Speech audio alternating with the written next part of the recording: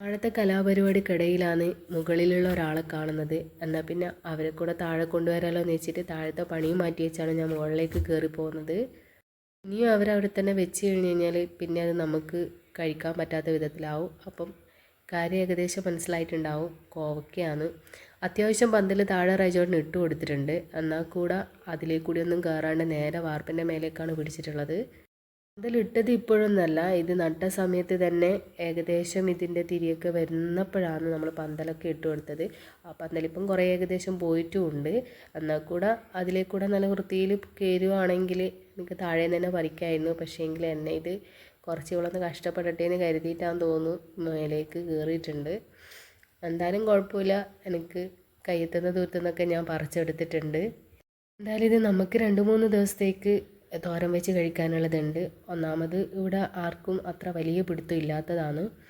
അപ്പോൾ ഇന്നത്തെ വീഡിയോ ഇത്രയേ ഉള്ളൂ. അടുത്ത വീഡിയോ ആയിട്ട് പിന്നെ കാണാം. Okay, by.